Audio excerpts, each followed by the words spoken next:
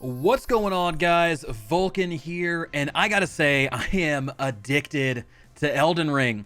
So I only had 3 short hours with the game so far, but it was a really good time.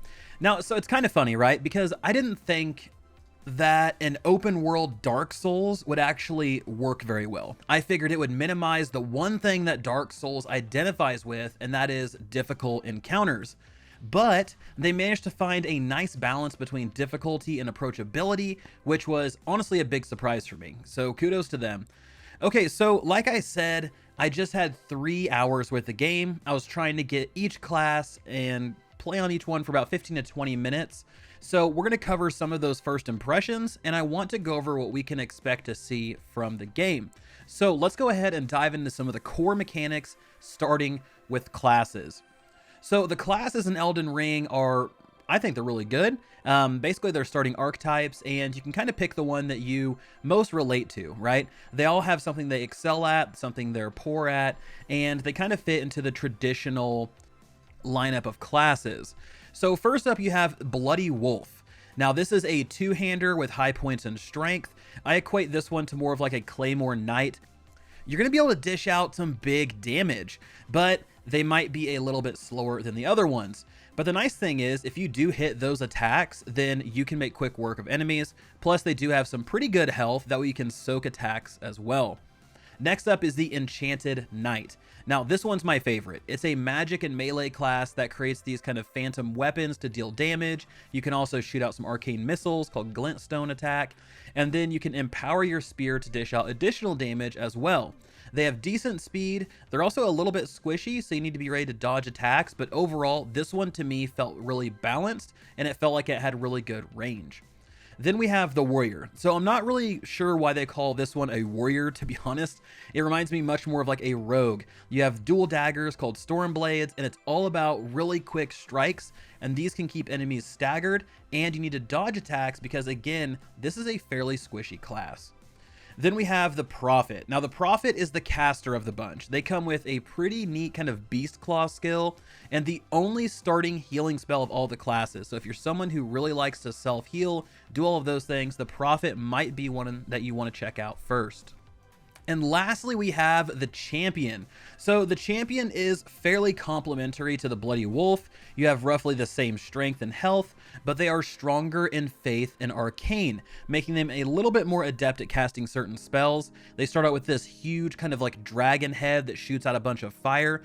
It deals a ton of damage to a lot of enemies. You can wipe out groups of enemies very easily with this skill, but it does have a super long windup. And unfortunately, this one I struggled with quite a bit because when I try to use those skills, if I'm fighting bosses, there isn't really a long enough window for me to use those skills to really kind of take advantage of them. So there are some stats you can invest in to speed up your casts. So that is something that I think the Champion will need to take advantage of. So next things up, I want to talk about one of the big ticket items that everyone is curious about. And that is this game as hard as Dark Souls?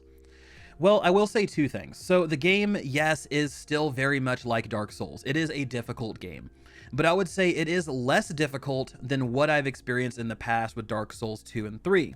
Yes, there is still like dodging, timing parries, managing your stamina, but I feel like I'm able to deal more damage to enemies than I have in previous games. So for instance, right, in the open world, you're going to run into bosses and little minions, and all of these encounters feel much easier to just roll in and get the job done in one attempt than I have seen in previous games. And because of this, I think this game is going to be way more approachable for newer players or those who have avoided Dark Souls in the past. I mean, honestly, if I had to put a comparison to it, it feels much closer to Remnant from the Ashes. And what I mean by that is I don't feel like I'm going to have to spend hours trying to beat a boss.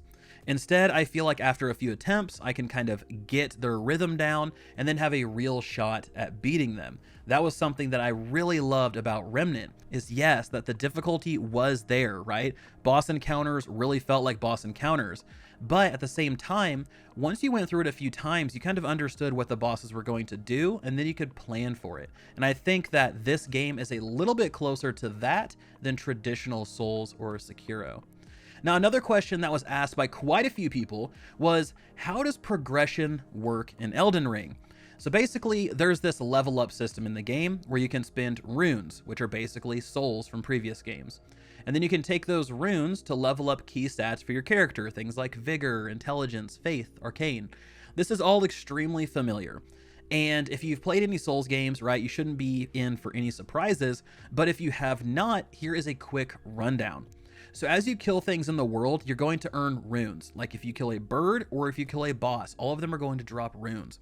This is the currency of the realm. So you need it to purchase crafting kits, weapons, maybe materials to create like grenades and things like that. But at the same time, you also have to use the same currency to level up your character, meaning you need to maintain a balance between purchasing items and keeping your character leveled up. And to add on to this system, you will also drop all of your runes when you die, and then you need to run back to that place and pick up your runes, and then either finish the job or escape without dying again. So they did kind of keep that full system from Dark Souls in the past. Now, the next thing I want to touch on is the full world. And I mean, I alluded to it a little bit in the beginning of this video, but the world of Elden Ring is absolutely gorgeous, and it's huge. It is huge, and it has this really well done sense of verticality. So you're not just going to be going and running around, on like a flat plain or, up a couple hills. You're going to be going down into the depths of different crypts and catacombs. You're going to be going up to the peaks of different mountains. So there's all kinds of different stuff that you can go through and explore.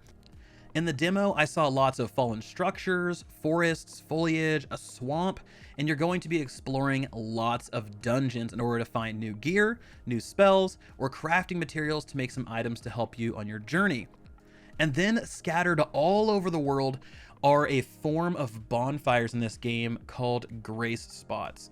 Now, these functions pretty much the same as the old bonfire system. You find one, you activate it, then you can either rest there to restore your health and mana, but it will also respawn all of the enemies that you've previously killed. So keep that in mind. There's a little bit of strategy to it. Just remember, don't run in and restore your health and mana if you don't truly need to, because then you might have to have some rework going through and clearing things out again. Now, at these grace spots, you can also manage your inventory, your storage, you can memorize new spells, and you can level up here among a few other things, like looking into your storage. Now, one thing I will say though, is that lots of the encounters in the world tend to happen underground. So you are still confined to it like a winding set of tunnels and then a bunch of hallways full of ambushes and traps. So even though the world of Elden Ring is massive and open and you can explore it at your own pace, there are still many, many, many times I found myself in a crypt fighting groups of enemies in tight spaces. Another thing, so speaking of groups of enemies, so every now and then you'll run into a pack of enemies like 5 or 6 wolves, or maybe a roaming kind of armada of zombies or skeletons. And if you manage to kill all of them, then you're going to earn recharges for your flasks, which definitely comes in handy. And also, this game does have its own version of treasure goblins, which I thought was really, really cool. They're scarabs. They look like dung beetles, to be honest. But they're these scarabs that have these huge kind of balls, like a dung beetle, that they roll around. And these little guys come in 3 different flavors: Crimson and Cerulean, which will restore your flasks of their matching type. And then there's a special kind of golden iron looking scarab that's going to drop loot that you can use. Now you can hear them. They do have their own little audio file that'll play. It sounds like a bunch of like twinkling, almost like if you're looking at like a bunch of gold, right?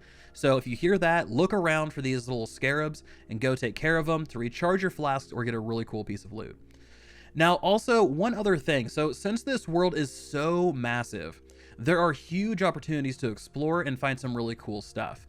So don't just look at what you can see in your eye line, also look up, because in Elden Ring you can jump.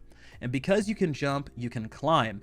So there are a few situations where I was climbing up a statue or a fallen structure, and at the very top was a piece of gear or a spell that I could learn. So that's one thing to really kind of keep in mind, is now that we can jump and we have a sense of verticality, right? Z-axis, we can actually go and explore things. So keep that in mind and look around, but I really like what they did there. So last up, let's talk about combat skills in the flask system as a whole. So in terms of combat, it is still methodical and punishing. And you need to understand that once you commit to an attack, you commit, right? There is no way to back out of it. There's no animation canceling for the most part when it comes to basic and heavy attacks. So make sure to only open yourself up to attacks when you know it's safe or it's a calculated risk.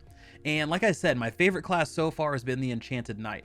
And I really love the way this class will weave together magic and melee to create some really awesome attacks at medium and close range. And to kind of build on that, each class will start with its own skill that can be used. You need to either switch to it to be one-handing. So for instance, the Bloody Wolf, he can call down a Thunder Strike on enemies if he doesn't have his shield out. Whereas the Enchanted Knight has a Scepter in their offhand, allowing them to cast spells without needing to drop their spear or switch to one-handed only. The same thing goes for all the classes that I've played so far, right? Almost all of them have a buckler, and then you can either put the buckler away and you can cast your spells, or you can take the buckler out to block attacks, but at that point you can no longer cast spells. The only thing that was out of the ordinary was the Prophet. The Prophet actually had to put their weapon, which is like a mace, they had to put that away so they could roll with a spell in their right hand and the shield in their left hand, so they could block and cast spells at the same time, which actually was pretty cool because you're able to block and then counter with a spell rather than countering with a weapon. So when it comes to taking care of yourself, we do have flasks in this game, and there are a few different ways that you can actually use these flasks. So of the 3 that I've seen so far, 2 you start with and 1 I discovered in a dungeon. So the 2 you start with are the Crimson and the Cerulean flasks. And the Crimson flask will restore health, while Cerulean will restore mana. Now, like I said, both of these are available right at the start, so you don't need to worry about going out and finding them. But the last one is called the Physic flasks. And this one I found in a chest after killing something called the Beast Man.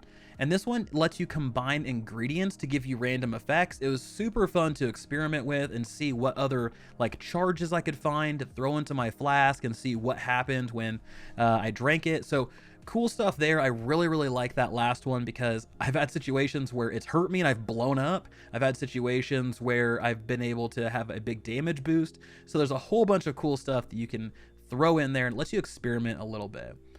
Now, one of the interesting things about the whole flask system is that you can actually redistribute your flask charges. So if you're a heavy magic user and you need to use your cerulean flask more often, you can sacrifice a crimson charge or 2 and then increase your cerulean charges and vice versa. I thought it was a pretty slick system, right? I mean, especially for newer players, they might need to lean on their health flasks more often than casting spells. So being able to take a bunch of charges, if not all of those charges, and throw them into your crimson flask, I think is a really good system. So overall, folks, I had 3 hours with the game, like I mentioned, but I really enjoyed my time. I didn't feel frustrated or I didn't want to take a break, which is a very different experience than I've had in the past with different Souls games, because I'm not gonna lie, guys, I suck at Souls games. I am terrible at these type of games. I will just bang my head on a wall and I can't get it. It drives me nuts. Remnant was the first game to kind of break that mold for me. I was able to play that one all the way through and absolutely loved it. I just consumed every piece of content that they put out for that game because it was so well done. And Elden Ring is feeling a lot similar. So this time around, I mean, it was more about the exploration and finding new things that I could use to outfit my character, and it wasn't so much about how difficult can we make these encounters for players to go through. So I really like this kind of renewed focus. So anyway, that wraps this one up, folks. I hope you enjoyed the gameplay.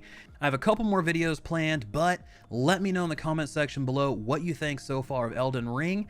Thank you all so much for stopping by. This has been Vulcan, and I'll talk to you next time.